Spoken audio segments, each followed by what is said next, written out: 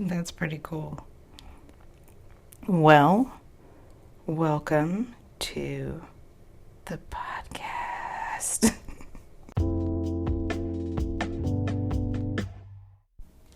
Welcome to Freedom to Fight. I'm your host, Anura Mathis, and today we're going to talk about my story, my martial arts journey, my trauma story, my time during the pandemic. So I hope that you enjoy this episode. Thanks for joining.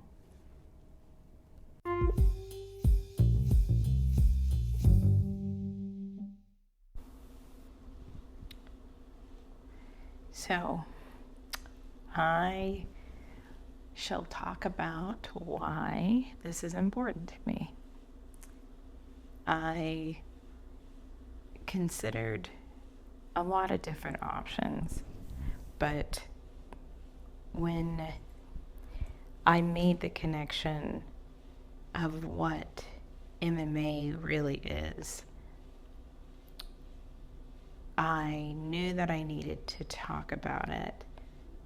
And I knew I needed to talk to the people that knew about it, the people that had studied and practiced for a good chunk of their lives. I knew I needed that as well. So it just kind of came to fruition that I would interview people that are training me, influencing me on my journey, and also share my journey so that hopefully that will influence others. The goal of this project, of this podcast, is to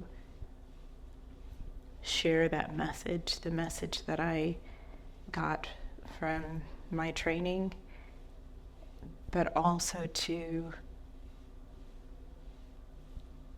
hopefully open the door for so many others to find what's behind that.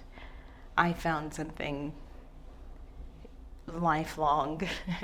I found a treasure behind the door, but I don't know what other people will find, and I hope that I can help you open it. So, what got me interested in this? It's kind of a funny story. I got interested, I think now that I realize how martial arts has affected the world, I think most children grew up watching some type of kung fu or karate, or Karate Kid, classic and new versions, had some sort of exposure to martial arts and some fantasy around that. So I know I had that as a kid, but I really truly did not ever want violence. Like anything that was violent, including in video games. I mean, I played video games and still do. I mean, that's my earliest memories are playing video games. And there's violence and death and, things like that. And it always bothered me. But so I never sought out something that would trigger that. So I never really considered being a martial artist. But I definitely wanted to have some form of self-defense and have something that was a bit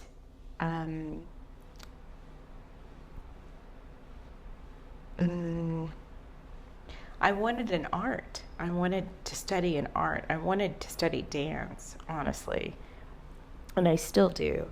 But what I wanted was to get comfortable in my own body again.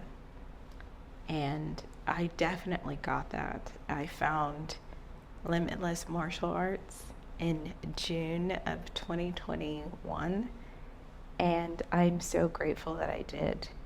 I even remember the conversation I had with Crew Ali. Uh, I it was surreal. I just kind of didn't uh, expect I didn't know what I was getting into. I just Googled martial arts nearby and found that. And I called to get information, and I thought I was going to have to call a lot of places. And he welcomed me in to show it for free and just to try it out, which kind of took some of the stress off because we couldn't afford classes when I was a kid, and I definitely struggled as an adult, and so that was a factor. And the first class I took was a women's self-defense class, and we went over boxing. My first class was amazing. It just went from I wanted no violence whatsoever to it turned on a switch. I don't think I'd ever felt that way. I definitely had never felt that way in public. I'd never felt that way with other people. Like feeling like I felt powerful.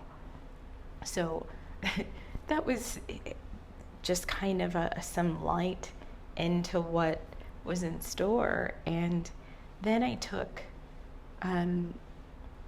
another women's class, a women's self-defense class, but it was like the grappling aspect and getting comfortable with being choked and having someone on you and defending yourself.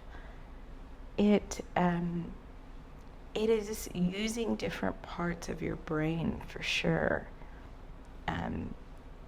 I had such a great time, and Ali invited me to take other classes, and I just was so excited. After my first class, I couldn't help but go and tell people. And then when I took my first class with I took my first Muay Thai class, an adult Muay Thai class. It was overwhelming, but it hooked me. I was like, what the heck is this? I want to know this. I want to know it well. I want to do this well. And then what's next? And so Brazilian Jiu-Jitsu was next. And my goodness,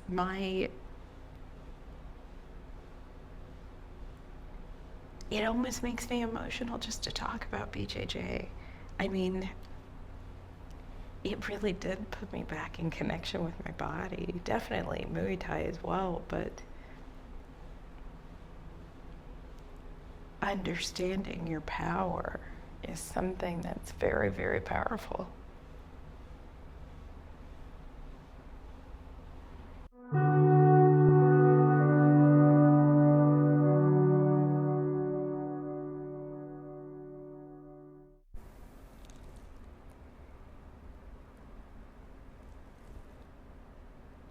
Unfortunately,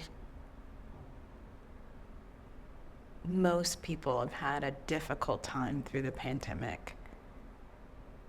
I've had a particularly difficult time through the pandemic, and it's a bittersweet experience because it led me to this project, but it was so much suffering and is so much suffering involved. I have lost 9 people since October of 2020. Yes, 9 people, friends and family. Some were and still are the most important people in my life. My family is such a priority to me.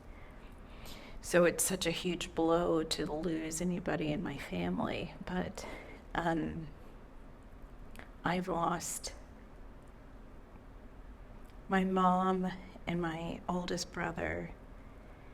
I lost one of my nephews and one of my cousins, people that I've known my entire lives, people that I considered family, that still influence me today. So it's been nearly a crippling time. So I'm glad that I've reached a point where I needed to find something. I needed to grab onto something to help me through this suffering. Thankfully, I came across martial arts, and specifically MMA and mixed martial arts, learning more than one and learning the purposes of these techniques to become a good fighter. I'm very grateful that I found this avenue of healing and expression. Therapy has been such a support for me for many years, but especially during my time of grieving. I still regularly go to talk therapy, and I've always found that beneficial, but also a trauma therapy called EMDR therapy. EMDR therapy is geared towards traumatic events. It's to bring some desensitization to traumatic memories. So it's EMDR stands for eye movement desensitization reprocessing. So quite literally, you're reprocessing how you view those traumatic memories. And I've found such freedom. I think that's what influenced the name of the show, Freedom to Fight. It's freedom from and freedom to. Freedom from, some of the restrictions that trauma brings. Trauma can make you feel trapped, but and it's still an ongoing experience for me, but it's made me feel at times that my trauma is all that there is. And so it's an especially difficult experience to overcome, and maybe never to overcome, but to work through, to know that it's all just is. It's all just energy. It's all just experiences, and it doesn't have to be labeled as good or bad. It's what that experience brings to you. And for me, my trauma of losing the most important people in my life, and the most important people in my life, losing those people as well, and watching them grieve has been particularly difficult. But it's led me to these revelations of there's something you can do about it. So that's what I would like to do, is share more of my purpose and to pass this on to others, so that maybe you'll find some benefit in it as well. Thanks for joining. So a little bit about me. I am a trauma therapist, and what that means is I have a bachelor's degree in psychology. I have a master's degree in professional counseling, where I learned one-on-one therapy, group therapy, various types of therapy, and also practice therapy throughout my program, 2 different internships. Since then, I've also practiced in private practice and agency work. I'm titled myself as a trauma therapist because my focus is on trauma and the impacts of trauma and the healing and recovery from trauma. So that's why I represent myself this way.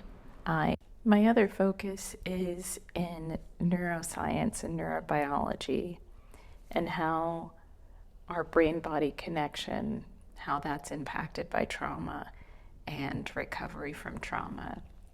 So all of this ties together because science says that martial arts helps heal trauma.